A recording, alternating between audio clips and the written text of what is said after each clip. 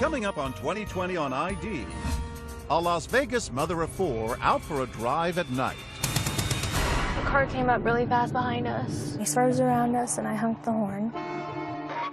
That mother supposedly followed home, gunned down. I was screaming and crying, saying, "Mom's been shot, Mom's been shot." The hunt for her attacker is on.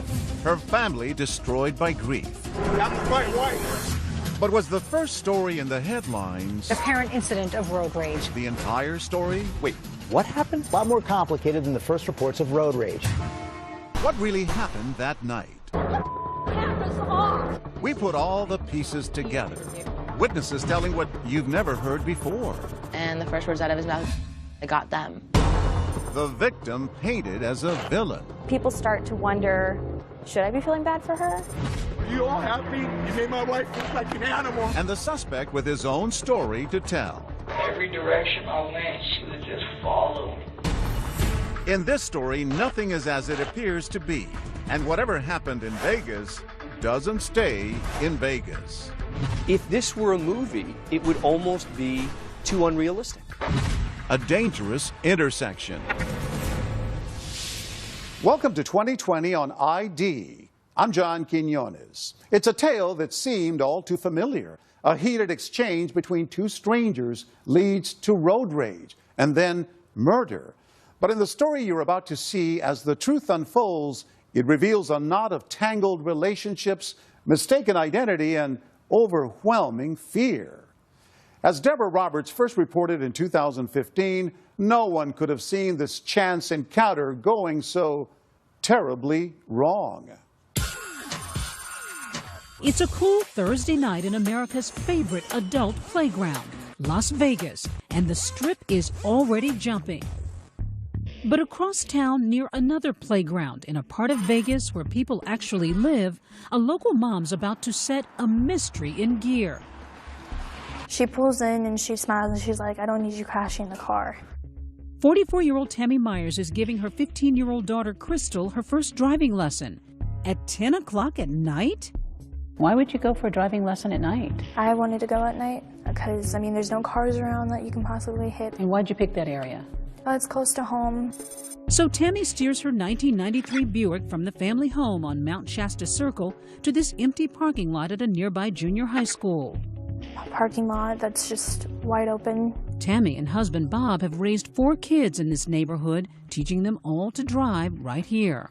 So you didn't think anything about the fact that they were going driving late at night? We live in Las Vegas. We're a 24-hour town. That night, Bob is 300 miles away on business in Kernville, California, a traveling vendor selling hats and T-shirts at local fairs and sporting events.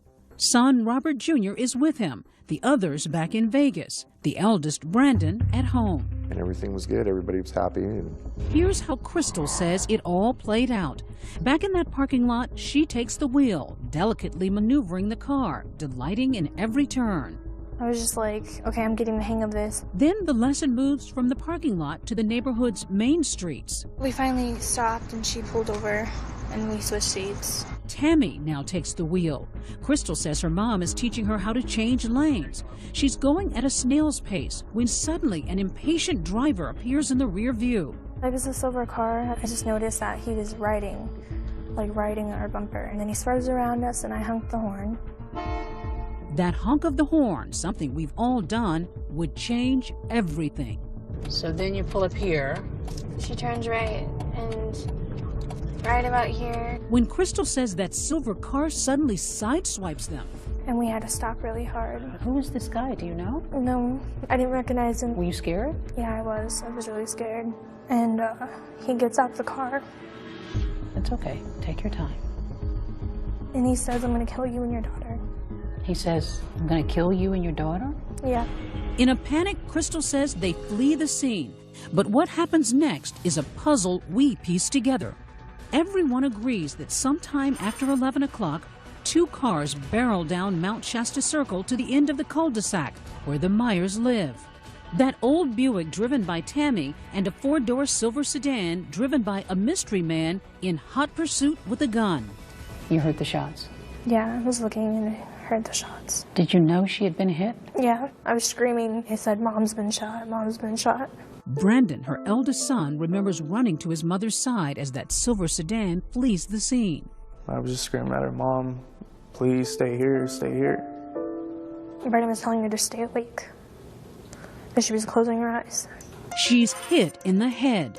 A frantic Brandon dials 911, and at 11:34, Tammy's rushed to a nearby hospital. At the scene of the shooting, leads and evidence are scarce. Did you have any idea who had shot your mom? No, I was completely in the blank. All I saw was the gunfire. Back in California, Bob Myers gets fragments of the story over the phone from a distraught Crystal. And she said, "Dad, I saw it. There was blood everywhere, all over Mom's head and face." He drops everything and begins driving home. And what's happening in your chest at this moment? I'm like, what's going on here? How fast are you driving? 100 miles an hour. Every thought saturated with concern for his wife of 25 years, the family matriarch who'd earned the name Mama Bear. What kind of a force was she in the family? She was the backbone of the family. She was everything to the family, the business, the kids, me. You know, she was the godmother of all, you know, in our home. She was the prankster, the jokester, a loving wife and a good mom. Didn't have a mean bone in her body. It's not until the early morning hours of February 13th when Bob, still on the road, gets a call from police. He says, "Mr. Myers, it started off as a road rage. They followed your wife home and shot your wife." Frantic, he wants to know more and begins calling TV stations, asking for updates and granting interviews. I'm speechless. I've been with this woman 25 years. He is now the vocal spokesperson for the Myers family. Local reporter Jackie Heinrich found it peculiar. He called our station when he was driving back from California and says, "Hey, I'm angry about this. How could someone do this?" I didn't want to freeze out the media, and here's why I didn't. You can't find killers without the media's help. By daybreak, Bob finally arrives at the hospital and sees his wife's lifeless body. I get to the room and I see my wife. In the sight. All right. I said, "I'm here, baby." And I said, "Oh, this is going to be okay, you know." But his optimism is quickly dashed. The main doctor's sister, "I hate to be the one to give you this bad news, but your wife's not going to make it." And I told my wife, "No matter what it takes, I'll find out who did this to you." Later that morning, I'm right here. You know what you did last night? You come here. an angry Bob Myers stands before the cameras saying there were as many as 3 killers in that silver car. 3 guys wanted to plow into a mother of 4 and come back and shoot her, follow her home, and kill her. By the end of the day's news cycle, here's the official narrative. Police say 3 suspects in a small silver car nearly collided with her green Buick. It followed them home, someone inside opening fire. As the Buick becomes a makeshift memorial, Tammy Myers appears to be yet another victim in an endless string of road rage incidents. Los Angeles, Tampa, Randleman, North Carolina. And this scene in Austin, Texas. 2 men in the middle of traffic going at it with a baseball bat and a wooden pole. But this one is unlike any other. A mom cut down in her own driveway. Road rage mystery in Las Vegas. The mother shot after teaching her daughter how to drive. But despite all the attention, no arrests. The next day, February 14th, a heartbreaking Valentine's Day. Vegas police released this security video of the silver sedan cruising the neighborhood around the time of the shooting, and with it, this composite sketch. Police say this is the face of one of the suspects. Police say it's Crystal's description of one of the strangers in the car that sideswiped her and her mom, threatening to kill them. He's a big guy, 6 feet tall, weighing about 180 pounds. As far as we can tell, there was no prior contact with these individuals. They are complete strangers. There's a manhunt for this unknown guy, instilling fear in everyone across the valley. Everyone's like, could this happen to me? Neighbors are too afraid to show their faces with that suspect still out there. That night, an agonizing moment for Bob Myers. At 7:05, he disconnects his beloved wife from an artificial respirator. I'll always have a wife. She'll never leave my heart. But she's gone. I didn't want my baby to suffer, but I didn't want her to go either. You know, to have to say it's okay to turn off the switch to let your wife go. So you had to do it. Had to. But before Tammy Myers can have a funeral, she's about to be buried. It's like they were murdering her all over again, repeatedly, daily. Tammy Myers went looking for the driver. Are you happy? As the story takes the first of what will be many sharp turns, was the innocent victim really all that innocent? Maybe this isn't what I thought it was in the beginning. And a young woman with inside knowledge about that night. But to break the case, she must find the courage to turn in a friend. You called the police. What did you say? Everything. Stay with us.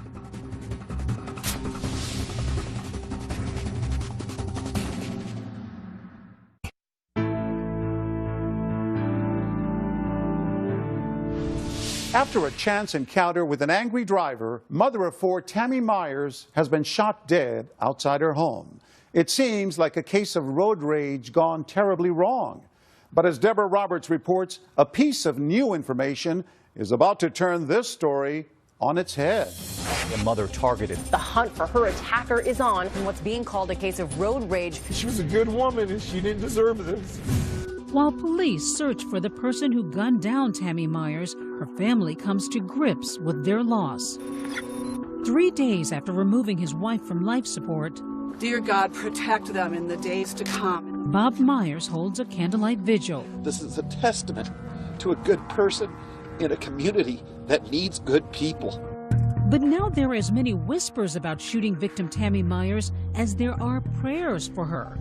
I want to keep the facts as they are, because it's starting to get twisted. Just hours earlier, police announced a stunning discovery, one that paints a much different picture of this Las Vegas mom. The reason I wanted everyone here was to just clarify some things. A big piece of the Myers account has been missing. Turns out, between that alleged road rage incident and the shootout, Tammy Myers returned home with no one in pursuit, dropped off her daughter, and instead of dialing 911, picked up her son, who's armed with a gun, and went back on the road. She tells her 15-year-old daughter to wake up her son, who was in bed, and have him come outside and get in the car with her so that they can find who frightened them while they were on the roadway. She got her 22-year-old son to get his weapon. I mean, people start to wonder, should I be feeling bad for her? Local reporter Jackie Heinrich says that surprising and late disclosure changed the whole tone of the story. When the police held a press conference and said, actually, Tammy Myers went back out, then they started to think, maybe this isn't what I thought it was in the beginning. Suddenly, the family is feeling the burn of online hate, with comments like, "Am I the only one who's glad she got shot?" It was a firestorm of people just upset with what they had been told and what they'd been led to believe by the Myers family. On social media, people began to really turn on your wife and your son. Well, it bothered me. All of them did. Because my wife wasn't a troublemaker. Bob is suddenly doing damage control, insisting that this is not a vigil for a vigilante. My son is not an animal. My son is a hero in my book. So what's Brandon's story? He says his mother was convinced that road rager was headed to the house to make good on his death threat. She said, someone's trying to kill us, we need to go now. I'm like, why don't we call 911? You said, let's call 911. Yeah, and she goes, we need to get away from the house. They're trying to hurt us. How scared was she? How was she reacting? Like, it was just something I've never seen before. She goes, we need to go now, get in the car, or I'm leaving without you. Did you go back for your gun? No, before I left out the door, I grabbed it. Brandon's gun, a registered Beretta 9mm pistol. Why'd you grab the gun? Just safety precautions. Someone's trying to hurt my family, so I'm gonna come protect them. Brandon claims that, you know, he only went with his mom because she asked him to, and he tried to hold her back and restrain her. But in the end, he got his gun, he got in the car, and he went out looking for these people. Brandon takes me on a drive to relive that night with his frightened mom behind the wheel. And she just, like, hell, her mouth was open. She was terrified. He points out the spot where he says his mom and sister were sideswiped by that angry driver. Happened right here. Right here. Do you see any cars? No, nothing. So he says they call it a night and head home. Still no cars, nobody's coming near you. No one's near us. Completely, it's a ghost town. But then, just as they make a right turn by the junior high school, he says they spot a silver car. So they were right here in front of us. She saw the silver car right here. It was literally right here in front of us. Things would escalate, leading to the shootout in the cul-de-sac, with both Brandon and that mystery shooter exchanging more than 20 rounds. But the exact how and who of the incident still puzzles police. That is, until this woman picks up a phone and drops a dime. You called the police. I felt that I had to. Were you conflicted? Absolutely. I still am, even sitting here. Nearly a week after the shootout, investigators interview this woman, Caitlin Christian. For the first time, she's sharing her story about the night Tammy died. It was about 3 o'clock in the morning. I was sleeping. My phone was going off the wall. She says it's 19-year-old Eric Nausch, a wannabe rapper and pot dealer seen here in his Instagram photos. Caitlin says he's a close friend with whom she shared everything. You just connect with certain people, and Eric and I had a connection. He had lost his father as he was a kid. I lost my mom when I was a kid, so instantly that just connects people. And so he had that loyalty that I have as well, and so we just became good friends. And that loyalty's about to be tested. It was, I need to come over, something important. How did he sound? Disheveled, you know, shooken up. Caitlin says Nausch comes over to her apartment, confessing to a shooting in his neighborhood. And the first words out of his mouth is, I got them. Telling her he may have shot a rival drug dealer. And then he showed you something. Mm-hmm. What did he show you? Well, he had emptied his backpack. He had pulled out his gun and extra clips for the gun. Nausch leaves. Then, days later, it hits Caitlin. Her friend may have been involved in Tammy Myers' shooting. You read the details, that there's a mom of 4 who's shot and killed. What goes through you at that moment? How could this happen? And I didn't even finish the article before I got up and called. Called? The police. She makes a wrenching decision to turn in her trusting friend. And how did you feel after the conversation once you told them what you knew? Terrible, but there's always a right and a wrong. The next day, SWAT team squad cars surround Eric Nausch's home. He's holed up inside. Our Las Vegas affiliate, KTNV, is live on the scene. Right now, we are in the tactical phase of attempting to take a suspect into custody. Caitlin says she's texting Eric nonstop. So you were trying to convince him to surrender? Right. Still a very confusing scene out here as everybody is arriving here on scene. One of those arriving is the suspect's mother, who's in obvious distress. Guys, please, guys, get back. Please! Turn your phone off! But as the standoff drags into its second hour, questions in this already complex case are multiplying. For one thing, Eric doesn't even drive, and he bears little resemblance to Crystal Myers' description of the shooter. I mean, he's really small. He's nowhere near 6 foot. And just as bizarre, the location of his house, just a block away from the Myers residence on Mount Shasta Circle. We go through the play-by-play on this map with ABC legal analyst Dan Abrams. The irony being that the suspect is right around the corner from this family. They're out looking for some composite sketch of some guy in a road rage incident, and little do they know that it's a block away. You can literally see his home from my front door. And you walked over to his home really angry. Pajamas and all. That's my wife. You were yelling. Oh, I was upset. No, it ain't okay. Bob Myers is devastated, the police stopping him from getting any closer. And in that moment, his understandable grief turns to unforgiving anger. You all happy? You made my wife look like an animal and my son. There's the animal a block away. Are you happy? My wife was a victim. She lost her life. And it's like they were murdering her all over again. Repeatedly, daily. Finally, a shirtless Nausch surrenders. Suspect has been taken into custody. Suspect is en route to headquarters to be interviewed. Yes, police have questions, but nobody's prepared for the shocking answers. This story's not right. My name's getting thrown in. Nausch is about to spin a whole new version of the story. When we come back, Eric Nausch says road rage had nothing to do with it. I just had threats on my phone. And claims Tammy Myers was stalking him. Every direction I went, she would just follow. Everywhere I went, that car was there. Stay with us.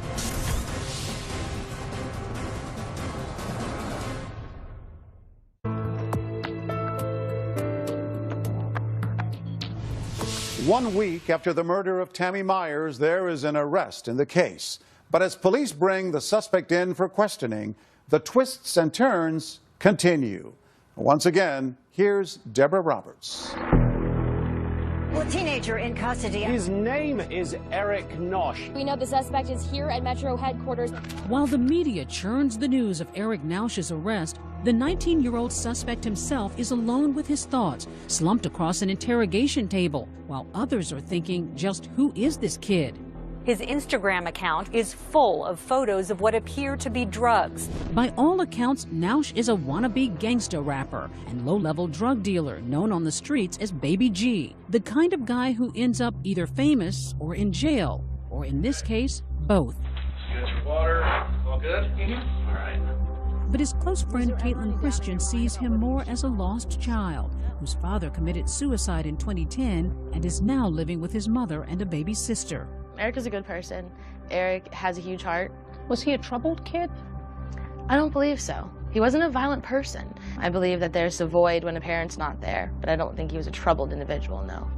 Nausch may be in need of a father figure, and Detective Clifford Mogg is happy to oblige, kicking off the interview with a laid-back Miranda warning. I just need to advise you of your rights, and then I want to talk about you. All right, you have the right to remain silent. After some friendly talk, So, tell me about Eric. the cuffs are off, trust building. You'll be cool with us, aren't you? And very slowly, Detective Mogg starts pulling the string. In your mind, what's this all about? Tell me. Well, you guys think that I did something? Nausch says he's no killer, just a pothead who likes to light up at Anson Park. Curiously, the park just across the street from the junior high school where Tammy Myers was giving that driving lesson. The park has always been my #1 spot. But Nausch says on the night of Tammy's murder, he was hanging out at this guy's house. Yeah, murder, murder, murder, murder, kill, kill. A local rapper named Young Crane. I went over there sometime between the afternoon and I was there until the next morning. Then talk of weapons. Have you ever been in possession of any handguns, real guns? Yeah, but I got rid of it. When? Probably about like a month ago. So describe the gun. It was like this big, Mm-hmm. and it was black and it was silver. Much needed protection, Nausch says, because rival drug dealers had been threatening him and his family. Kids threaten your family or other people threaten your family? Yes. An hour later, detectives finally reveal their hand, letting Nausch know they've already blown up his alibi, because his best friend Caitlin has told them everything. Katie really likes you. She said you were like a little brother to her. Where he'd been, what he'd done, and the gun he did it with. I knew about that gun that you were talking about way before you ever told me. This is crazy, dude. It is. Everybody's trying to see you do the right thing, but everybody realizes that you made a bad mistake that night, okay? And the fact that you sought out Katie to talk to that night, that lets me know that this was really bothering you. Cornered, Nausch can no longer carry the weight on his slender shoulders. Come here, Eric. Look, son, tell me what happened, okay? You gotta get this off your mind. I really no more of those. So tell me what happened. Tell me from the beginning, Eric. Now get ready for Nausch's story, which begins just after 10 o'clock. That night, he's in the park, armed and paranoid over the threats he'd been receiving, when he notices Tammy's Buick circling slowly in the school parking lot. Every direction I went, she was just following. Everywhere I went, that car was there. He says he was sure it was someone stalking him, so he hides and calls a friend to pick him up so he can get away. It was a smooth 30, 45 minutes before I even got in the car, until I knew this car was out of sight. The friend arrives in a silver Audi sedan. Nausch thinks he's escaped his enemies, but almost instantly crosses paths with that Buick once again. They just came out of nowhere. They were following us, and they didn't even turn. He tells police something that surprises them, that someone in the other car was brandishing a gun at him. So far, we have you telling us that these people were waving a gun, okay? Waving a gun out the window. Listen to me. Nobody but you have said that. And he reveals something else that thus far has gone unreported. He fires shots at Tammy's car even before the fatal shooting. And I just cocked it back and I started shooting them. He says the cars separate and he starts heading home. But as he turns onto a street, suddenly they are once again face to face. And go back and they're passing my house, dude. With their arms out and everything, they're passing my house. And Nausch, now panicking, follows that car into the cul-de-sac. I really thought these were the guys they've been threatening me this whole time. When you pulled into the cul-de-sac, what did you see? First thing I seen them running up to the door. That's all I kept thinking is they going to grab more straps. And I didn't let up the bullet I had in there. I got scared. Do you think he had any idea that it was Tammy Myers in that car? No. I full-heartedly, in my soul, believe he had no idea. You know, you can tell when someone's hiding facts or holding back. And he wasn't. He didn't even know if anyone had been struck at this point, let alone who was in the vehicle. He had no idea. After unloading his gun, Nausch flees the scene, thinking he'd protected his family. It's only days later, Caitlin says, they both realize he may have just destroyed one. What was his reaction when he realized that it was Tammy? Nauseating remorse. Like, he could not understand how it happened. How did it go from, I was terrified and these are some punk kids looking for me, to the life of a mother. He saves his biggest surprise for last, telling police Myers is not only one of his neighbors, he knows her, has eaten dinner at her table. So you know the family? I know the whole family, man. Is there anything you want me to tell the family? Like, my intentions were to take someone who was going to harm my family up. Not my homie's mom. Not Tammy. The stunning relationship is confirmed for the first time when Bob Myers later addresses the press. We knew how bad he was, but we didn't know he was this bad. Myers claiming his wife had mentored the troubled youth. My wife spent countless hours at that park consoling this boy. She was really good to him. She fed him, she gave him money, she told him to pull his pants up. Some saw it as odd that you didn't disclose that you knew him to the media at one point, and then later on you did. Because I didn't know. I never knew Nausch's last name. I knew him as Eric. I didn't know until I saw his picture on television. Detectives leave their suspect alone in that room, this time to call his mother and let her know he won't be coming home. Mom, I love you. I love you. Okay, I've already told them everything. The only reason I confessed, Mom, was because they knew everything. But the case is far from closed. Nausch won't give up the driver of the silver sedan and claims no knowledge of any prior road rage incident. The so-called confession has some problems with it. And was there a darker side to the relationship between Tammy and her killer? Mrs. Myers used to come to the park and try to purchase things off of him. Stay with us.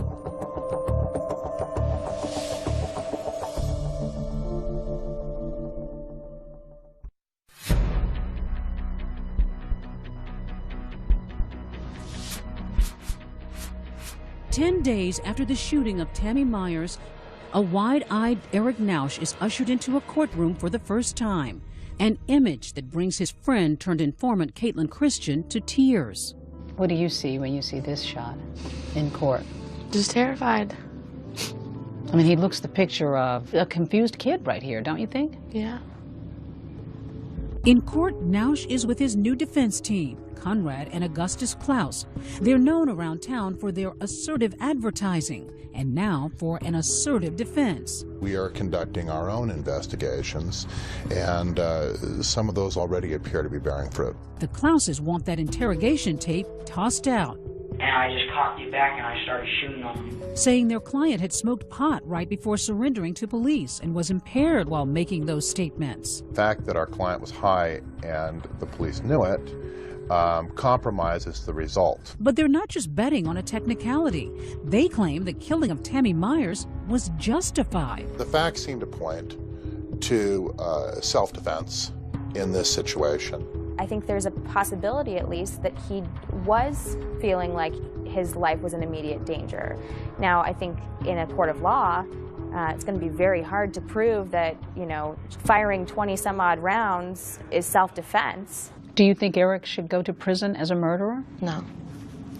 But I don't think Eric needs to go away forever.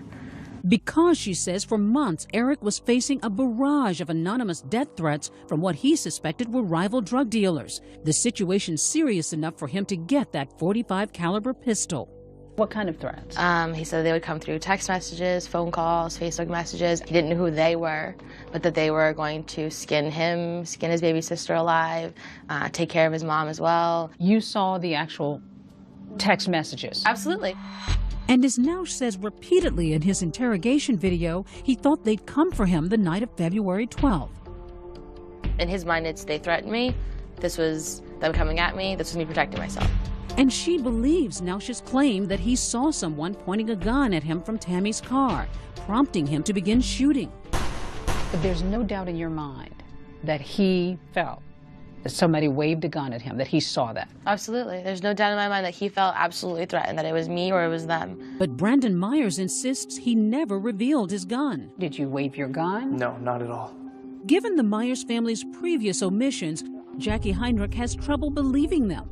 Her suspicions turbocharged by rumors among people who knew Nausch, like Anthony Lee, and what they claim was the true nature of the relationship between Tammy and Nausch, mentor and mentee, or something more sinister. Mrs. Myers used to come to the park and try to purchase things off of him. Find out that it has more to do with drugs than mentorship. Heinrich points out that investigators found the painkiller oxycodone in Tammy's purse. We don't know if that is related to their relationship or if that's separate, if that's totally on the up and up. Nausch never mentioned anything of the sort in his interrogation, but the accusations lead to headlines like this, suggesting the shootout wasn't about aggressive driving at all, but about dirty drug dealing. The one thing that we can positively say at this point is that this case was not about road rage. But according to Bob Myers, it was all just the defense trying to muddy the waters, one of many off-the-wall theories his family has had to knock down. It's just one thing after the other. It's like my daughter was pregnant by him and they were in a relationship, or my wife was in a relationship with him, or it was a drug deal gone bad. Did anybody in your family ever buy drugs from him? Definitely not. Some questioned the fact that your wife had oxycodone in her purse. Yeah. She had a prescription for it. She had a prescription for 3 years for it. How do you plead to count 1, murder with use of a deadly weapon? Not guilty. On March 12th, Nausch pleads not guilty to murder charges as police are closing in on another piece of the puzzle. Who was driving the car when Tammy Myers was shot?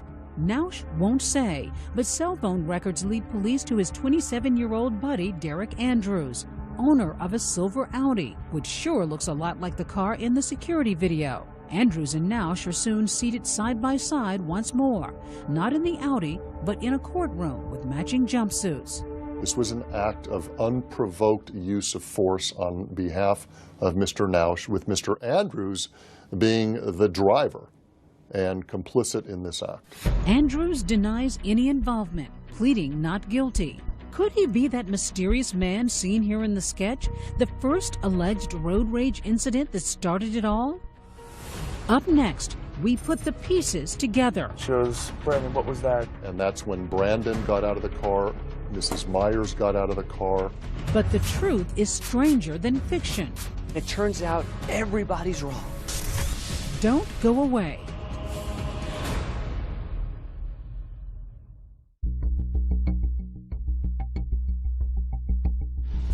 With arrests made, suspects in custody, and charges brought, finally, the prosecution's story, the version jurors will hear at trial. DA Stephen Wolfson thinks he can finally explain what happened the night Tammy Myers was killed. There's no evidence to support that Mrs. Myers was doing anything other than being out with her daughter, giving her daughter some sort of driving lessons. Wolfson believes Crystal Myers. Yet what happened next is a series of bizarre, tragic coincidences, the odds of which, even by Vegas standards, are incalculable. 10:10 p.m. Tammy's offering that driving lesson to her daughter in the school parking lot. By coincidence, Eric Nausch is in a park across the street. He's carrying a .45 caliber handgun and the weight of the world on his shoulders after death threats from some rivals. Now this is a kid, in my opinion, who had a .45 caliber weapon that speaks volumes. A .45 caliber is a huge weapon. Nausch notices the Myers vehicle and its slow-moving maneuvers and apparently misconstrues that as a threat. He thinks the driver is stalking him. And nobody seems to dispute that it all started right here in this junior high school parking lot. Just out for some driving lessons. 10:50 p.m. After the driving lesson, Tammy Myers gets back behind the wheel and begins heading home. 10:56, she sees a silver sedan speed up behind her and pass aggressively. Her impulsive teen daughter makes a fateful decision. Crystal reaches over and slams on the horn. If that horn hadn't been honked, none of this probably would have happened. It's full-on road rage as the silver car pulls in front of the Myers. Crystal says the driver hops out, walks toward her mom's car and says, "I'm gonna kill you and come back for your daughter." We'd be very interested to find out who was in that other car, because we don't believe it was Mr. Nausch. Back at the park, Nausch is being picked up by friend Derek Andrews, coincidentally driving a different silver sedan. Meantime, Tammy Myers makes it back home, and instead of dialing 911, drops off her daughter and picks up 22-year-old son Brandon, who grabs his pistol. He happens to be a registered handgun owner. It was a mistake on her part, in my opinion, but it is what it is. The search begins as mom and son take off looking for the road rager. Moments later, they locate him, or so they think. We pulled up. Boom, they were right here in front of us. She saw the silver car right here. It was literally right here in front of us. What does she say when you see the car? Brandon, that's them. Those are the ones that threatened to kill me and your sister. A chance encounter and what would be a fatal case of mistaken identity, as Tammy has the right color but the wrong car, one occupied by Nausch and Andrews. It's right here that she thinks she's found the car. And it's at that same moment that Nausch thinks he's being followed by this green car. So now you have both of them mistakenly paranoid about the other. When Nausch spots the stalking green Buick, the same exact one he spotted in the parking lot, he surmises that he's the one about to be attacked. Moments later, shots fired. The first, but not the last time bullets will fly that night. At that point, the evidence says that Mr. Nausch raised his weapon in a threatening manner. This is a loud .45 caliber gun, makes a lot of noise, very intimidating. She goes, "Brandon, what was that?" I said, "Mom, we're getting shot at." At that point, she's shaking. He says he fired some shots there, but he didn't hit anybody. This should have been the end of it, which is Nausch has now gotten to threaten the drug dealers who he thinks are behind him. He's fired his weapon. They've learned their lesson. Both cars speed off. Myers and Nausch each heading home, taking parallel streets. But remember, they live only a block apart, and in the final, cruelest twist of fate, find themselves headed for disaster as they turn toward their houses, winding up on the same street. The Myers pull into the cul-de-sac. Derek Andrews follows them in. And that's when Brandon got out of the car, Mrs. Myers got out of the car. There's no evidence to suggest that Brandon or Mrs. Myers did anything to legally provoke and give Mr. Nausch the legal right to use deadly force. The minute he follows them into that cul-de-sac, he's now become a threat. What did you think was about to happen at that point? Did you think there was going to be a shootout? No, until they started shooting.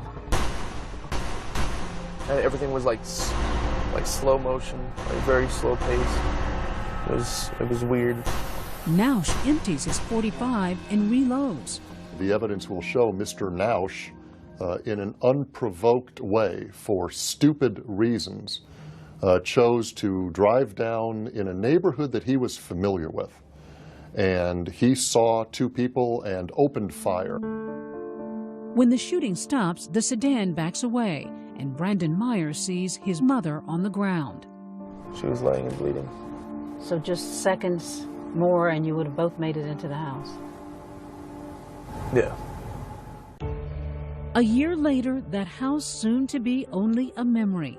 The Myers family packing up, moving out of the neighborhood and away from the specter of Tammy. I catch myself all the time calling her. I'll sit in my chair out in the living room and I'll go, "Hey, babe." Nothing comes back. The quiet cul-de-sac, once a safe and secure street for the boys' football fun, will now be remembered for the woman it could not protect. I hate looking at this. I just stare at the ground right there. But I know that she was right there. The family has had a book written telling their side of the story as they await the trial of Eric Nausch. Bob will wait until after that to lay his wife's ashes to rest. You haven't buried your wife? Oh, no. Why not? Because everything that was said about my wife. When I put my wife in the ground, I want all the truth out. And I think the only way we're going to get that out is from a trial. Mrs. Myers, as I understand it, was a nice lady who was willing to try and help a troubled kid. That's what the evidence will show and nothing more. They're all over here driving around like clowns. A year later, another incident in Las Vegas between the driver of this truck and a motorcyclist. But Brandon Myers didn't need to see that to give peace a chance. In the wake of his mother's death, he surrenders the 9mm pistol he took with him that fateful night. The cops have it. I mean, I told them I don't want it back. They can keep it. For Crystal, the youngest Myers child, life has been difficult. The loss, the scorn, the guilt. You saw everything. Yeah. I asked myself, what if we didn't go? Or what if I didn't want to go? Or what if I never honked the horn? It probably would have been different. Crystal is coping the best way she knows how, through music. You say that you've actually written a song. Yeah, I did. Do you mind singing a little bit? Sure. The angel will fly and let the soul go. I know she'll be alright. All these people judging us everywhere we go. The pain will never leave. It will always remain the same.